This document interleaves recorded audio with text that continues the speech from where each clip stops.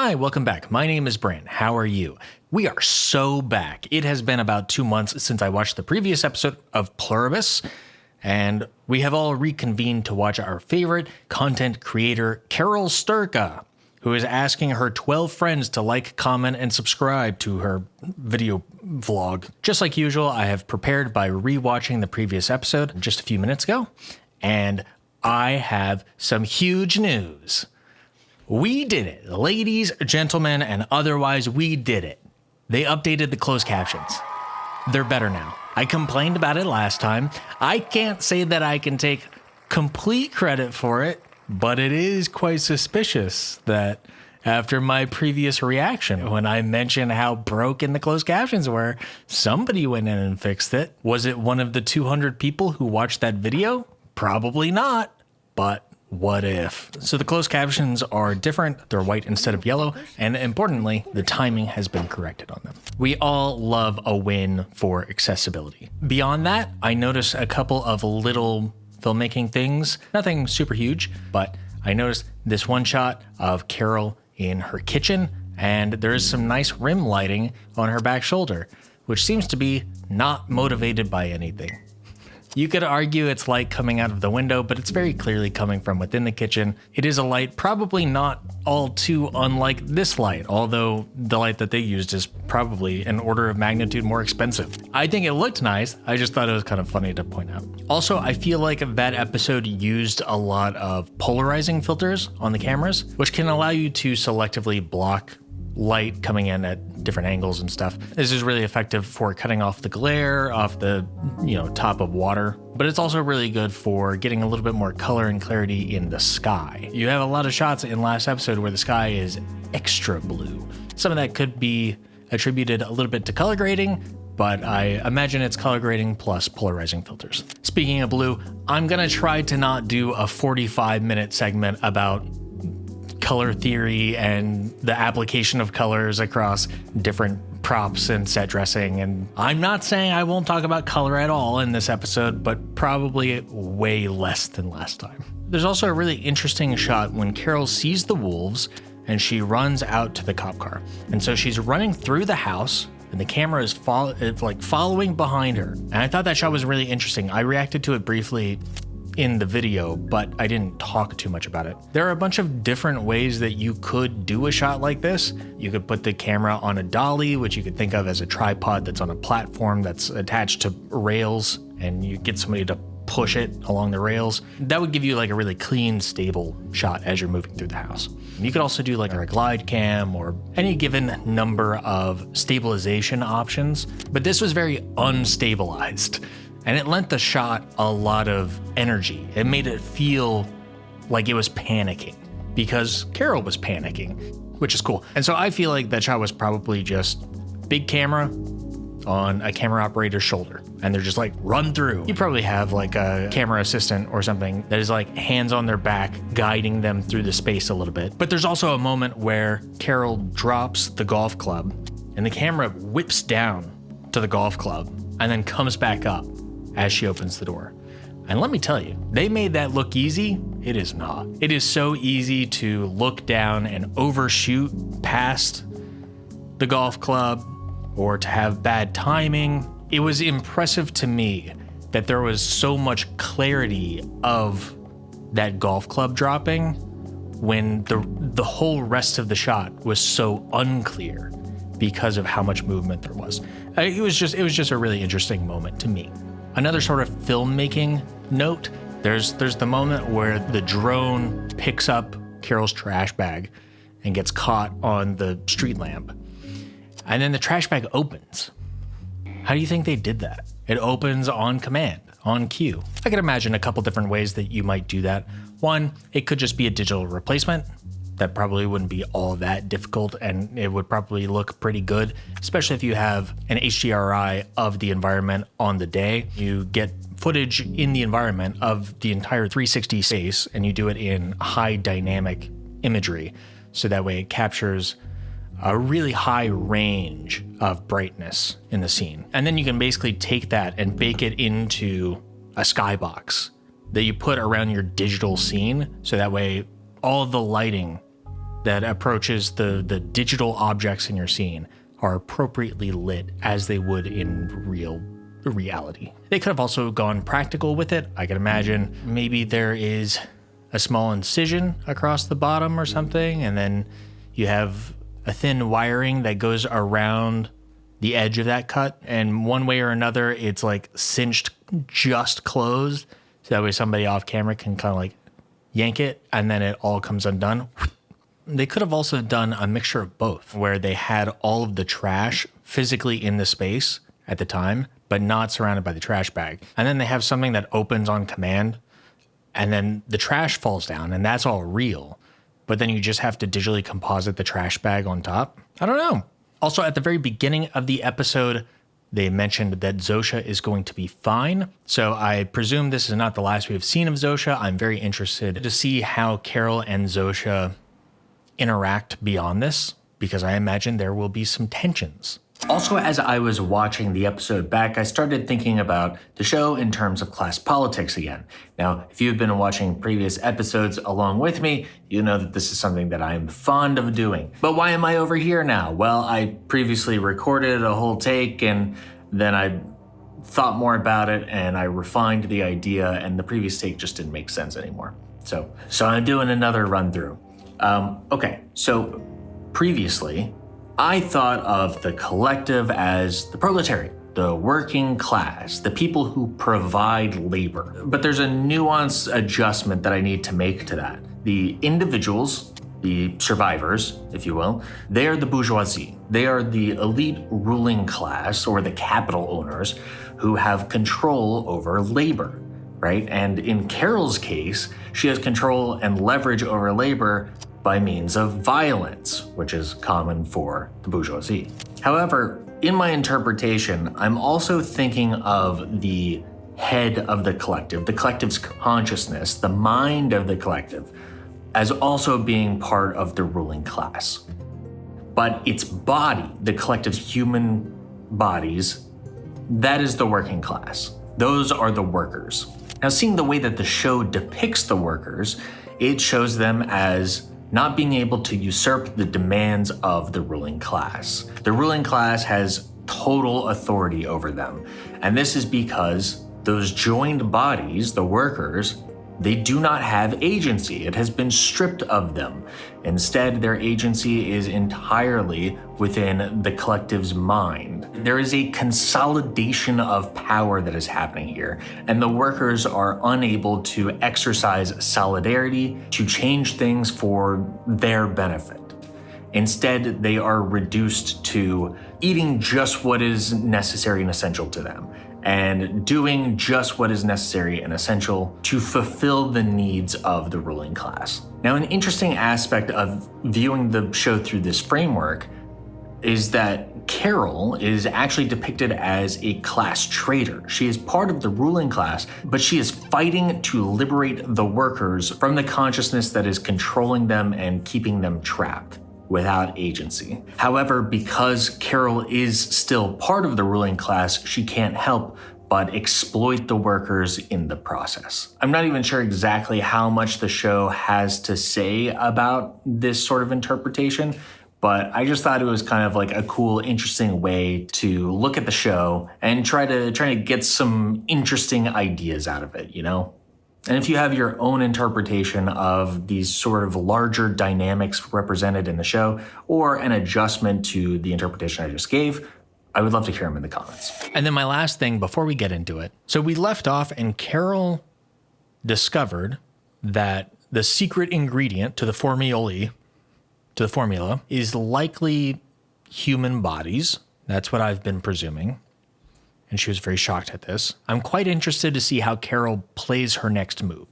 Because if she tries to do what she has been doing, which is make a video where she exposes the collective, and then she says, "Here, collective, please send my video to the others."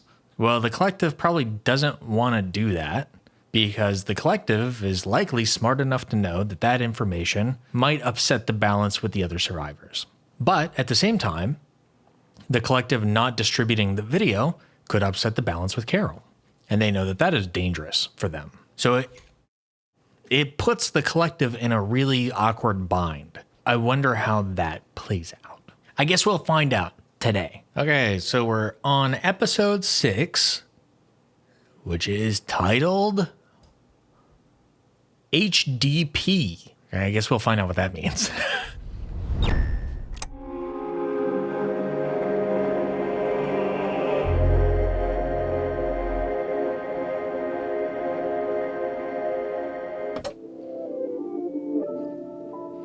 Apple TV. I don't know why I have to do that every time. It just feels right. What does it do to them when they drink it? Could it be that this is how they're all... Somebody in the comments was pushing back against me telling Carol to taste it. And they were saying, that's not such a good idea, Brandt. I'm a pretty serious person, but every once in a while I like to have fun. Second of all, she already touched it multiple times. If there's something you shouldn't ingest, you probably shouldn't touch it either. If we're being really strict about our safety protocols, about handling potentially dangerous substances from a potentially hostile force, you maybe shouldn't touch it. Also, people in the show historically don't follow safety protocols. That's how this whole thing started. So maybe she should have just tasted it. Staying connected.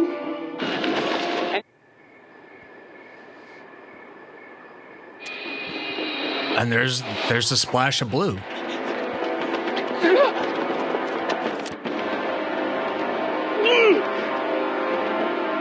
So dramatic. Tell me, Carol. Tell me that it's human bodies.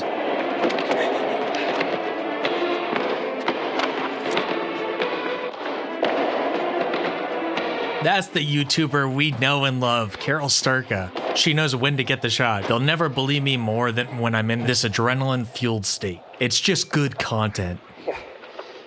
This way.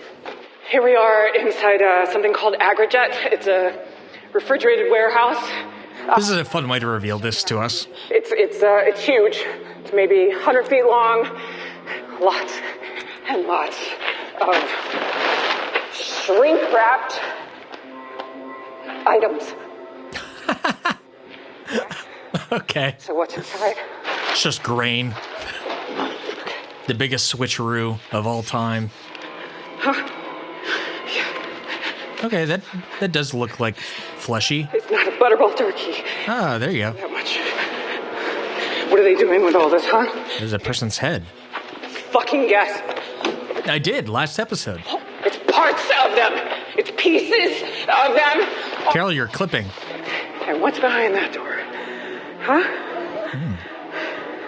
It is... Let's find out. Meat grinder the size of a bus. And vats. Cooking vats. And wait till you see what's inside those. Ah, nice transition. Good conservation of momentum.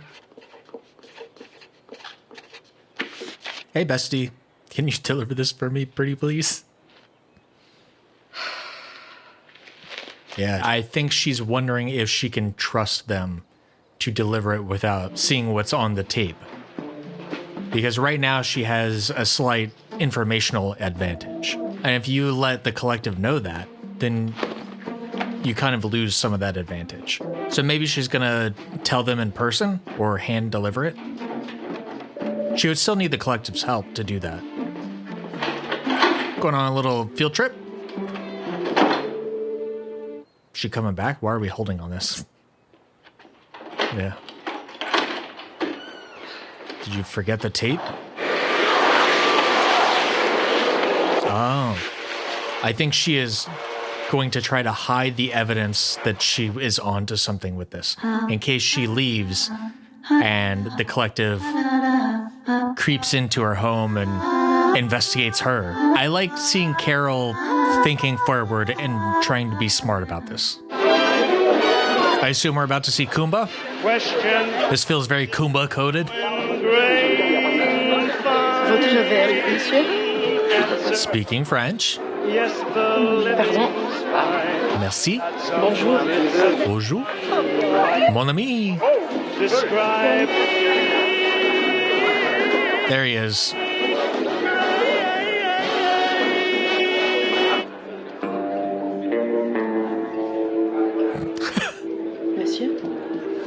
He's really living out the fantasy, huh? He's doing his whole James Bond thing. The music. Tapis.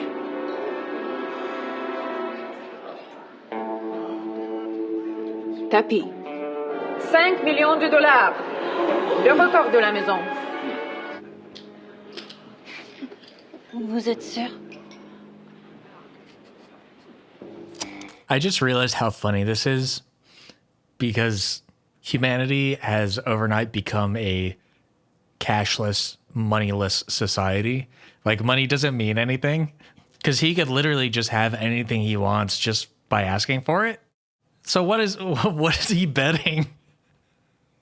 Again, I think this is all like affectation. This is all his fantasy of being James Bond. He's playing against the Bond villain, complete with eye patch and like a very specific look. And then, of course, the music comes in to support that interpretation. It's very funny. But because they're all the collective, Vos cartes, s'il vous plaît. they can basically rig it to whatever end they want. Une quinte flush.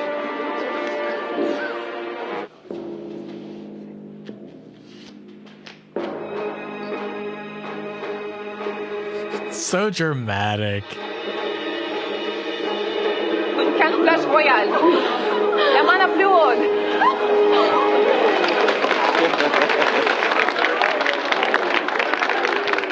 Mon gars, reste dans ton personnage. I was wondering about that because in the wide shot, I could see him smiling. Monsieur Diabaté. C'était un plaisir. And then everyone clapped. That's the name of the autobiography from Kumba.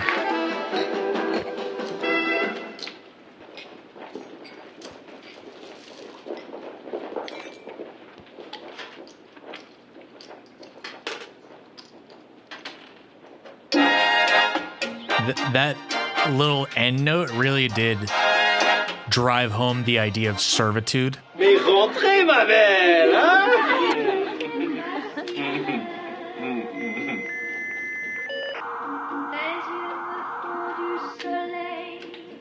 Oh, they just got a software update. Vous pouvez venir avec nous, si vous voulez. Ah, je ne peux pas lui faire ça. Tôt ou tard, faudra qu'on se parle.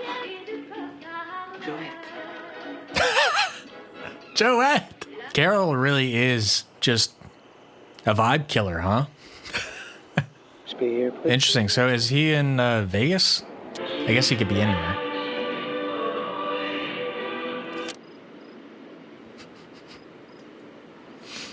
Some of these shots of places that feel like they should be very populated but are completely desolate are some of the most interesting shots of the show. A lot, if not all of them, can be done practically just by closing down streets and closing off properties and stuff like that for however long they need to shoot. But I do wonder how much digital modification there's been in some of these shots just to maintain that illusion when they see somebody in the distant background or something like that. Bonjour. Hello? Here. Bienvenue. Howdy. On their way out the door, they told you I was coming. Mm-hmm. Why'd you stay? To welcome you. It is interesting that Kumba said that at some point they'll have to talk. So it kind of gives me the impression that Kumba has something to tell Carol. And I can't imagine what that would be. Maybe he has gained some additional information from the collective because he's been so amenable to them. Although we talked previously about how Kumba kind of has a bit of a power dynamic with them. I mean, all the survivors do. I wonder what Kumba knows. Do you, have a TV in this barn? Fancy. Impressive. Yeah, impressive for like 2008. TVs have existed in these kind of enclosures for a long time. Okay. Is this another one of your videos? You've seen my videos? Mm-hmm. They were very well done. Very dramatic. Well, you could have...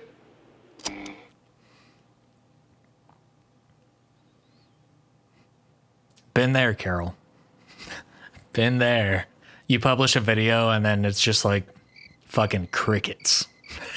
Meanwhile, people on the other side of the screen, you know, they watched it. They probably even thought like, oh yeah, cool video. Enjoyed it.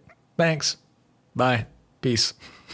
Which is exactly how I experience most videos that I watch on YouTube. So it's hard for me to complain, but at the same time, you spend however much of your time working on something, you would like to hear back that somebody saw it, you know? Kumba is a lurker. He's one of us, I guess. Let's just say it's disturbing. Because I am telling you, what you are about to witness... Is this about them eating people? What? It is troubling. He probably just asked. Hello, Carol. We're John Cena. We're here to address some questions Sure. you may be having regarding our food supply. As you know, we can't purposely kill, harm, or otherwise interfere with any form of life. Because when we say any life, that includes plant life. We can't harvest wheat or corn or rice. Whoa. We can't pluck an apple from a tree. I did not expect that. Once an apple drops of its own accord, well, we'll eat it, of course, and gratefully. So far, so good, right? We're facing a caloric deficit. And to make up for it, we've had to take certain measures. This is how we get our sustenance. 1/2 pint of this shelf-stable liquid contains 300 calories. What's in it? Well, a lot of things. It's manufactured across the globe, so the recipe changes based on the local availability of ingredients. Additionally, each carton contains 8 to 12% of something we call HDP. All right, HDP. And yep, that's pretty much what it sounds like. Those human remains, which would otherwise go to waste, are our source of HDP. Rest assured, Carol, you will never have to consume this product. Not unless you want to, which we assume is unlikely. Drink it, drink it, drink it. You in any form, at any time. We regret not being able to speak to you directly, but for the time being, we need our space. It's very funny. Checkmate, Carol. So you knew all about this? About a week ago, out of curiosity, I asked John Cena, why do you people drink so much milk? We had been hanging out together. He was teaching me the sunset flip powerbomb. That is not John Cena. Jesus Christ, why? He's in there somewhere. So... I am in no way pleased with the idea of these people eating human flesh. None of us are. Us. So everybody else knows about it. Does Paraguay know about it? Probably not, because they can't really contact them too much. The other individuals, we stay in touch. Yeah, they got a group chat. You stay in touch? Mm-hmm. All 12 of you? All but one. There's a gentleman in Paraguay. Chaperones reach out, but he doesn't reply. Okay, so we have a fracturing of the survivors. We have factions developing of the outsiders, Carol and Paraguay, and the insiders. Maybe instead of Carol making a desperate plea to engage in conflict with the super majority of humanity, she could have tried to be their friends first. She could have tried to be likable first. She could have tried to get them on her side, just like person to person. But that's diplomacy, right? You need your allies to have a reason to be allies with you. They need something in exchange. And I'm not sure that Carol made a really compelling case for that. It does make sense that Kumba is right there with him, though. His whole character seems to be about trying to charm others. And like I expected, this revelation is pretty reasonable when explained out in full. Much in the same way that architecture is regional because it is based off of the available materials in that area. Here in Texas, we have basically no buildings that are built out of bricks. We just don't make bricks here. You know what I mean? If you go over to Boston, I think they have more brick buildings over there. If you go over to the UK, I think they have more brick and stone building materials as well. And so the architecture reflects that. You use what is available to you. So in much the same way, the collective is applying that mentality to the food supply. They say we're using what is available to us because what we don't want to do is we don't want to ship food halfway across the planet to accommodate an individual's preference. We can just use whatever food is available in that area, and in some cases, what's available is human-derived protein. And again, Carol is in part complicit. I hypothesized at the end of last episode that Carol's shock was her understanding the role that she plays in this. And I guess we're finding out now that that is not true. Her shock was just that she found out that it's humans. So yeah, I foresee a potential opportunity for Carol to reach out to Paraguay and for them to develop some ideas. I don't know. We'll find out. What, you just hang out? We meet occasionally, Okay. Sure. Tuesdays and Fridays. Well, that's a lot of flying. Mostly we're on Zoom. Oh, COVID style. what do you guys talk about? You? I mean, it can't be saving the world because you shot that down really quickly. In a sense, it is. Carol, what John Cena did not mention is that even with the HDP, most of the world's population will starve to death within the next 10 years. Did you guys ever talk about including me in the Zooms? She feels left out. We took a vote. It was not unanimous. But the majority felt your presence might prove Disruptive, probably. disruptive. Yo! Called it. Also, our non-English speakers were perhaps a bit offended that you did not invite them to join us in Spain.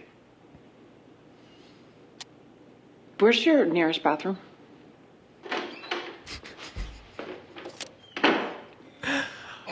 Oh my God. What an incredible photo.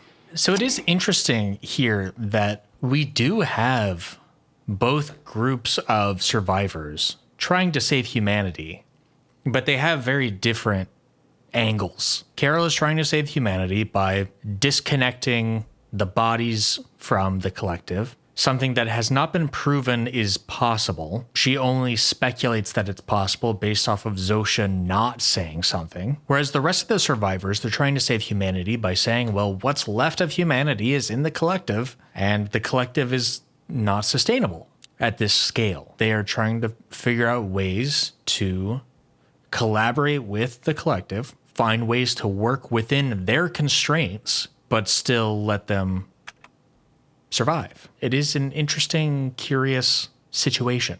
Just a quick note about this visual gag. I think part of the reason it works so well is because the previous shot, Carol's eyes are center frame, maybe slightly left of center. I think if the two shots were a perfect match cut, it would be less funny because obviously comedy relies a lot on timing. So you have this big elongated gap before we cut. And I think there does need to be like a small delay for your eye to find the thing to look at that's funny. In this particular case, it's nice because Carol maintains a line of sight with where Kumba is going to be. So you are sort of subconsciously guided to where you need to look at. But the whole reason that I have this interjection moment here is because I actually think there's a subtle implication here that is really interesting, which is that Kumba has this aspect to his character that depicts him as knowing a lot more than he lets on. He always has the information advantage over Carol. He knew about Zosha's name before Carol did. He knew how to sort of manipulate the collective to get what he wants before Carol figured that out. He knew about the HDP before Carol knew about it. And we're about to find out that Kumba knows one other really important detail that Carol has been trying to figure out and has been unable to. And I feel like these portraits and paintings are reflective of Kumba having this all-knowing, all-seeing aspect to him, at least through Carol's perspective. Because Carol has largely been closed off, and therefore she has not been able to be perceptive. She has not been able to access the same sort of information that Kumba has, at least not at the same speed or rate.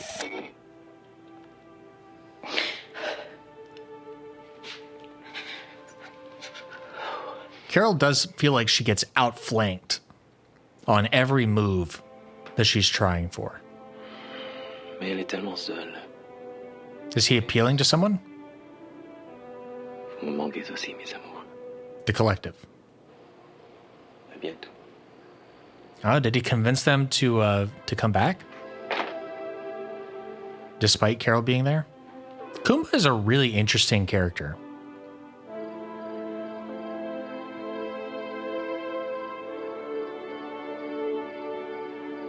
Okay, real quick, I just wanted to talk about this particular shot that we just saw because it is really aesthetically pleasing. It's a very nice, pretty shot, but I also think it has some kind of cool, subtle symbolism in it. Well, maybe not subtle, but it's got some visual symbolism in it. First of all, gorgeous, like larger than life image. I imagine this is up at the top of the building, which begs the question: how did they get the camera up there? I don't know. It seems pretty stable and locked off. Is there some sort of roof area that they're positioned on? Or, I mean, obviously this could just be a set, or we could even just film Kumba and then the rest could be set extensions. But that's sort of beside the point. I think this shot is particularly interesting because Kumba was just talking about how lonely and isolated Carol is. And yet we see this image. And this image shows Kumba as lonely and isolated. He's just a little guy.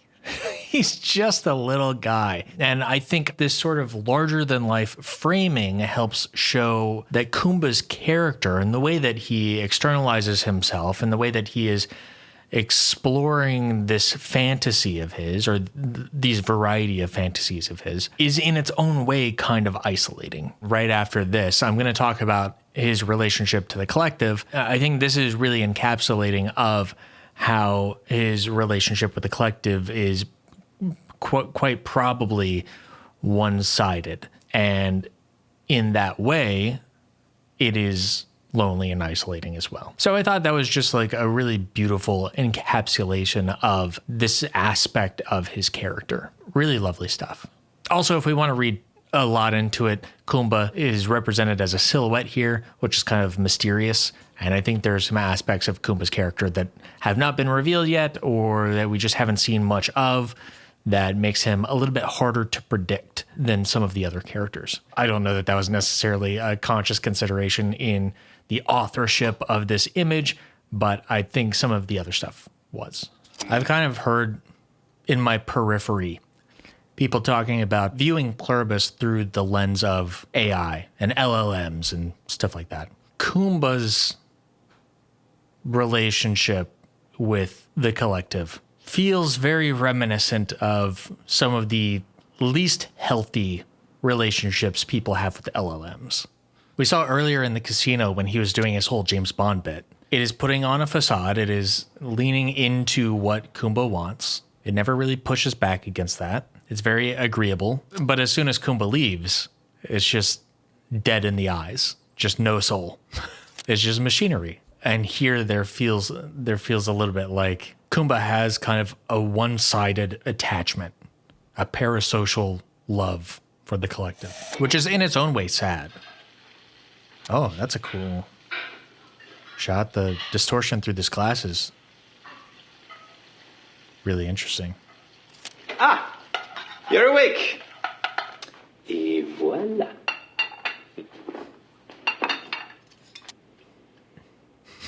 That looks good. Thanks. That photo. Avec plaisir. Bon appétit. Carol's like, I'm sorry, Kumba. I only eat microwavable meals. I must refuse. I cannot possibly accept an actually cooked meal. I was thinking about that earlier. I would love to see Carol develop some skills, because now there is no pressure for her to feed the capitalist forces of society. She can just work towards self-betterment and improvement. She doesn't have to worry about making a profit. So she has all the time in the world to do whatever she wants. And I bring this all up because I was watching her eat her sad microwavable meal, and I was thinking back to when that is all that I ate. But I learned how to cook a little bit. I've got a couple staples that I can make, but we haven't seen Carol cook even a single time. Oh my God, there's another photo of Kumba. It seems like that's all he's done with his time.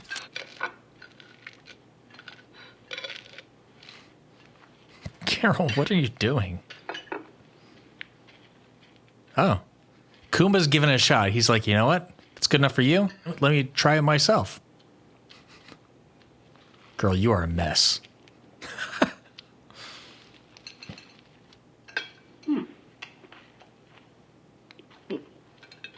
I just wanted to pop in to say that I really love that scene. I think it is so revealing of Kumba's perspective. I know on previous episodes of this, some of you have left comments talking about Kumba's background, that he's from Mauritania, which is a rather poor country. And so that informs Kumba and the way that he finds such novelty and fulfillment in exploring these fantasies of wealth and opulence, right? I mean, at the beginning of this episode, he is betting large sums of money when money doesn't mean anything anymore because he likely was not around money when he grew up. And maybe that was something that he aspired to. And now he can do anything he wants, anything in the world. There are no limits. And what he chooses to do is pretend that he has great wealth. I guess we could argue about whether or not it's pretending. I mean, wealth is the ability to get what you want via commerce, and I guess commerce doesn't really exist anymore. Anyway, whatever. I love this scene because it really shows the wide bandwidth of experiences that Kumba finds that novelty and satisfaction from. Because even though, yes, he is entertaining these fantasies of wealth, in a way, being able to just fuck up your food and eat it in a weird way is maybe not a luxury that he always had. And so for him, he sees Carol doing this thing and he's like, hey, I want to give that a shot.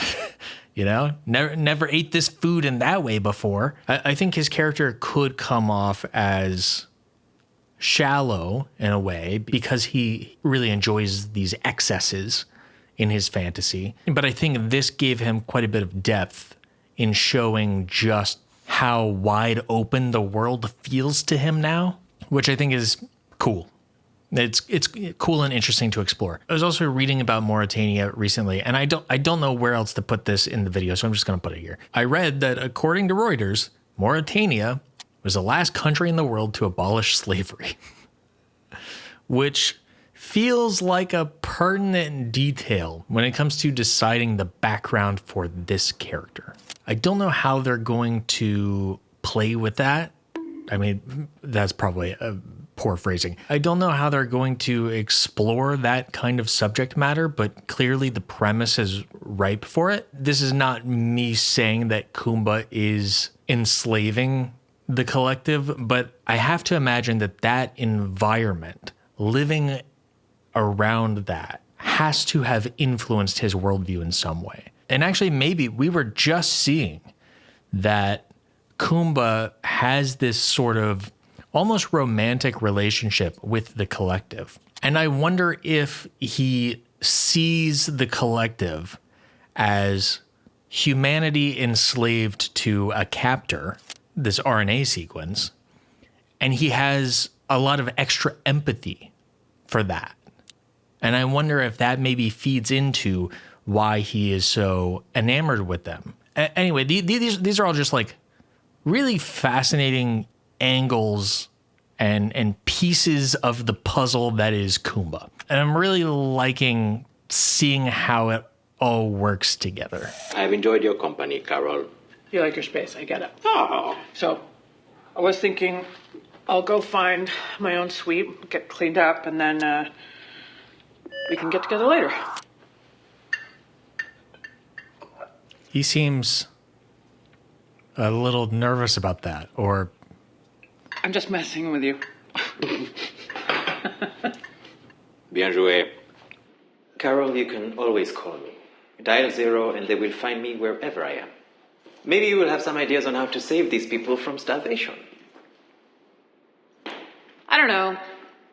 Maybe tell him to pick a fucking apple. Wow. Sorry.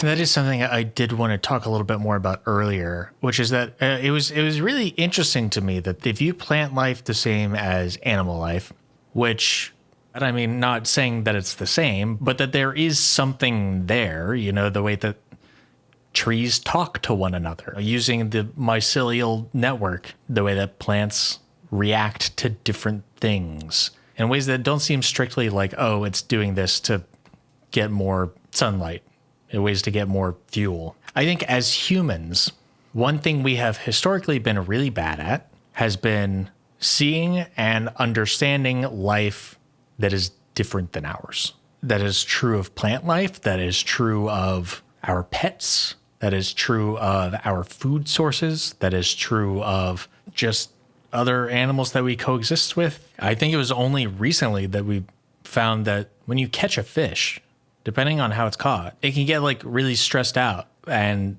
its body gets flooded with chemicals that it's generating because it's stressed out. Then it makes the fish taste worse. So it's interesting that the collective is treating plant life as this sacred, untouchable thing to the point that they are not willing to engage in agricultural processes. That is a fascinating extension of extreme empathy. But I have to wonder, is that rooted in actual evidence and information that they have? I would like to hear the collective talk about this, talk about the reasoning behind this, because truly, what is the difference between picking an apple and waiting for it to fall? Even if that apple tree is living and in its own way conscious, if it has its own degrees of consciousness. Consciousness is likely an emergent property of a bunch of different systems. I talk about this in my art video. Maybe the apple tree has some of these systems that lead to consciousness, but not all of them, or not as many as we have. But let's say a tree has some of them, and that should be respected. It's like, okay, well, what kind of harm comes to the tree if an apple is plucked? What kind of harm comes to the apple if the apple is plucked? I can't really think of much harm. Those trees have evolved over time to release their seeds via apples. Like, as long as the apple has some seeds in it, I don't think the tree cares when the apple falls from it. It is just advantageous to have the apple grow to its full size so that way it is more appealing for animals to eat it. And if they eat it, then they will eat the seeds, they'll pass through the seeds, and then the seeds get fertilized on the ground somewhere. Although we don't really eat the apple seeds, but you know, it is a really interesting, like, self-imposed constraint. It's something that I really didn't expect. I meant that, but not like it sounded. They are choosing to starve. They do not see it that way. Listen to me. The only way to save these lunatics is to turn them back the way they were. They cannot turn us. Not without our consent. It seems the only way to make the virus work on us is by tailoring it to our individual stem cells. But to obtain those stem cells, they must first collect them from our bodies. What? Apparently that involves sticking a large needle into the bone of the hip. See how much intel you get if you're just like Did you find this out?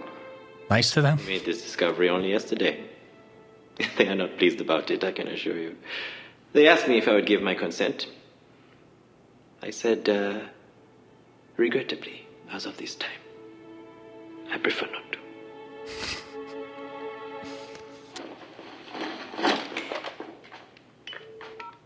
Look at this wide lens. Hello, Carol. I love it when they do that. Is it true that you need our stem cells to turn us into you? Damn. She turned Kumba into a snitch, basically. Carol said, I have an informant. You'll never guess who it is.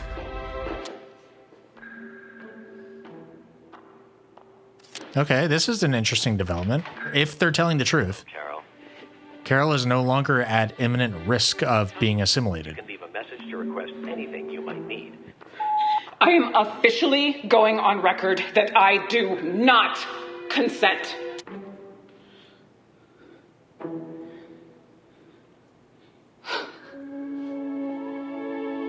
There you go, mission accomplished. The end.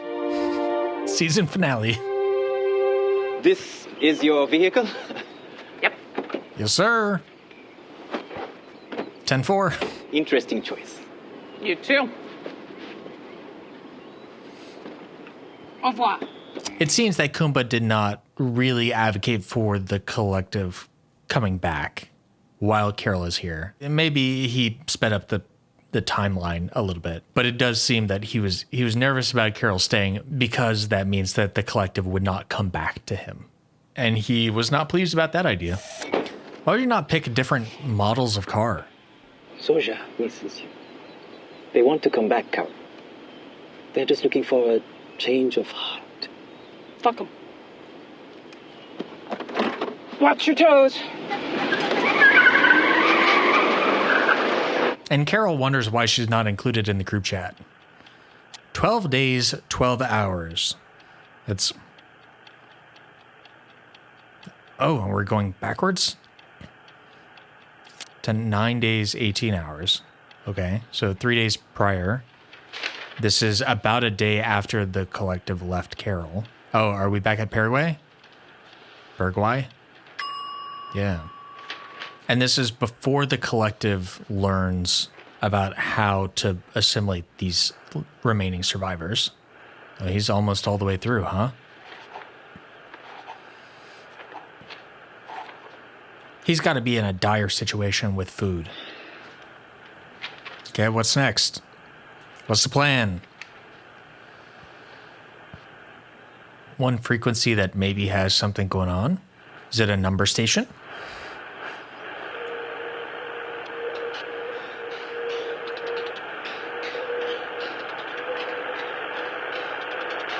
Doesn't sound like Morse.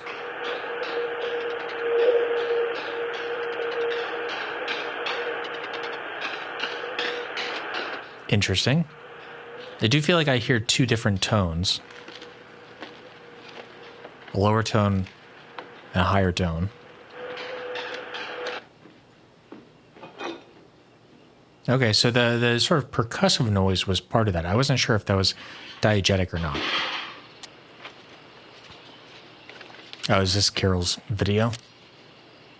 I feel like the show is doing something with building up Paraguay, so that way he collides and intersects with Carol at some point. A CRT on a CRT. That's fun. To my 12 fellow survivors, 12? greetings. I'm Carol Sturka.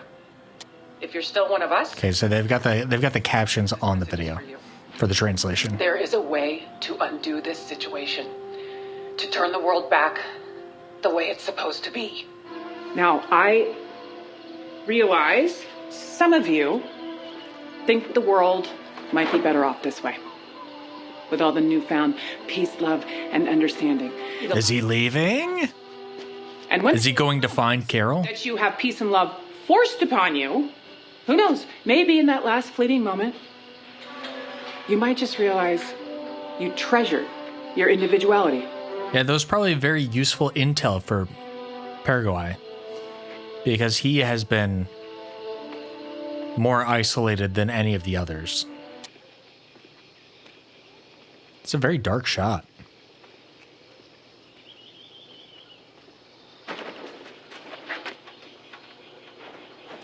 I was about to say, because the collective kept the lights off in areas that he didn't need to be in. I wonder if the collective will approach him in any way as he is out and about, or if they will, similar to Carol, just give him space, because they probably know that that is what he prefers at this moment. But maybe they'll find some way to give him a message that he can reach out to them Si hay alguien acá, le aconsejo que salga ya. if he needs their help.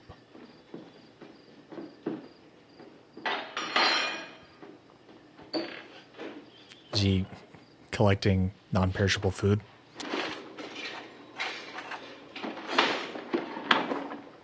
The light in that fridge is so blue. You eat dog food for long enough, and I'm sure 9-day-old leftovers are perfectly fine.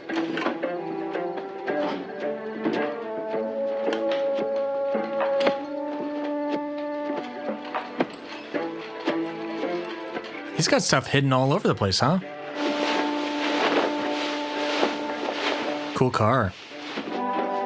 Probably not very safe. I don't see a lot of crumple zones in that car.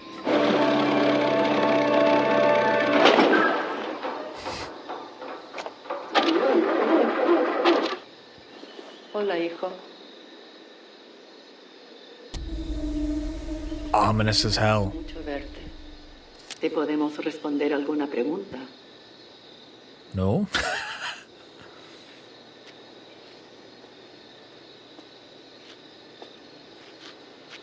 Dinos, ¿qué podemos hacer por ti, hijo? Usted no me llame hijo, que usted no es mi mamá. Fair.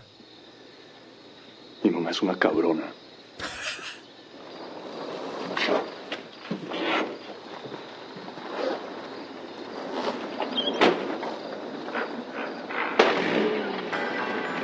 I just need to give it a little push start.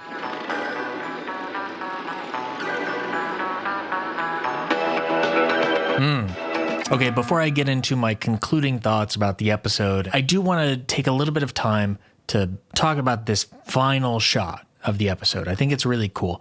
First of all, I realized once I was like really looking at it that this lady who's depicted as Paraguay's mom, she is the same lady who was dropping off the food for him. That is why he says that she is not his mom. That was an act of kindness that presumably she had not shown to him when she was alive, or I guess when she was an individual, if that's more accurate, I guess. And so that was the only information he needed to know to be confident that this person is no longer the mother he knew. So that was like an interesting small detail that I completely missed during the reaction. I think it's a cool touch. Beyond that, let's like really talk about the shot. Because I think the shot it's not groundbreaking because other shows have done similar things before. You know, Mr. Robot comes to mind. But I think it's a really excellent visual symbolism and it ties a couple of elements together. So we have a classic two paths kind of shot, which symbolizes that Paraguay has a decision to make. And he can go one way or he can go another way. Either he can relent to the collective and he could give in to them and trust them ultimately, or he can continue being distrustful of the collective and he can go find Carol. I think it is no coincidence that the side that Paraguay's mom came from is totally lit in yellow. And if we're building off of my idea for the colors from the previous episode, we can assume that yellow is being used to communicate safety or comfort through deception. And that is what the mother figure is providing. It is an illusion of his mother, and a poor one at that, because it is not an accurate depiction of his mom. And so it is trying to lure him in with the deception of comfort. And of course, he chooses to go find Carol. That side of the street is more neutrally lit, so you have more representation of colors. We've got that green building back there, which I kind of previously associated with Helen, and so Helen has a close association with Carol, so in a way he's going towards that side of the story, that side of the plot. I don't know. There are also signs all over the place here that say no parking across the entire block, which is just like a little subtle push for this character, where the environment is telling him that he can no longer stand in between the roads. He can't park here. He has to make a decision. He has been parked in the storage container building, but he has effectively run out of food, I'm guessing, and he feels a pressure put upon him, and he sees a path out of that situation, and now he has to force himself to make that decision. Yeah, I think that's most of it. I mean, it's another one of these like classic Pluribus ultra wide shots. I love it when they do that. I don't know what lens they've got. It's incredible. It's just like super wide. There's not a lot of distortion, although I feel like here we're getting a little bit of barrel distortion that I usually don't see in their wide stuff, but it could just be the architecture is just like a little bit not perfectly straight lines. But yeah, I think it looks really fascinating. I like the lighting of it. I like the symbolism of it. It's neat. Okay, and that was episode 6, HDP. Pluribus continues to be a very quiet, contemplative series, and this episode is no exception to that. It was nice to see some people other than Carol this time. Last episode felt very lonely, very isolated. And even though the collective did not choose to stick around, it was nice to see Kumba. I mean, we saw a little bit of the collective. I do still hope that Carol finds a way to make peace with the collective, because also we're seeing that some of these things that Carol is working really hard to do her detective shit to figure out comes really easy to Kumba because he stays close to the collective. and he asks them questions and he inquires about things. We could go back and forth on whether what Kumba is doing is exploitive or not, but clearly Kumba has a strategy that is allowing him to get all of this information much more easily. And so even if Carol is working against the collective, I think she should change how she is approaching the situation to give herself an advantage. Although it would be quite an interesting conflict if Carol comes around to the collective a little bit, and then Paraguay finds Carol. And then it's like, oh, I'm trying a different approach here, bud. I don't know. That might be an interesting contrast. But something tells me that Carol is going to be really persistent about this and really stubborn about this. You know, not that I blame her. Obviously, she sees an existential peril to the entire species, and she is trying to not relent on fixing that problem. That totally makes sense. But man, is she taking a hard way through. She is approaching it in one of the most difficult ways she could. I'm glad we got clarity on the human consumption situation. I'm glad we got a lot of details on the reasoning behind that as well. That's something that I was very much looking forward to. We also got a lot more details on the specific assimilation process for the remaining survivors. It's nice to have those rules set so we know what to expect. It is comforting to know that they are unwilling to assimilate any of the remaining survivors against their will. All we have is their word at that, but I don't think you could ask for much more than that. So I feel like I only have a couple of big questions right now. One is, will any of the other survivors consent to joining the collective? And I think the answer is yes. Kusimayu, in particular, the only time we saw her in the show, she said outright that she was very willing to join the collective. She looked forward to it. The others, I feel like, will be a little bit more reluctant, but I don't think we know them well enough to say one way or the other. And then another question I have is, what is on that frequency? What is on Paraguay's question mark frequency? It sounds like there's a tapping noise, and then it sounds like there is a pitch that goes up and then holds for a few seconds, goes down, holds for a few seconds, and it kind of does that. What's that all about? What is broadcasting? Is it another fully isolated survivor? Could be, but I feel like no. But if it's not, I don't know what it is. Again, it could be like a number station thing. There's all kinds of radio towers out there broadcasting weird and interesting things. Okay, so I've been working on this video for the past week, and it's the night before I publish, and I just had to sneak in this one last little clip because I feel like I'm in conspiracy theory mode here. I've been listening to that little radio snippet, and I've been looking at it in spectrograms, which I just showed. Here I've got it on loop, and you can kind of see the pattern going there. Does that look like anything in particular to you? Because I have an idea. See, I was working on the closed captions for this video, which also generates its own spectrogram. I can't exactly figure out what settings the spectrogram has used, although I believe it's in a logarithmic scale, and it might be a little bit more clear in this view. Okay, there is the captions, and here's our spectrogram.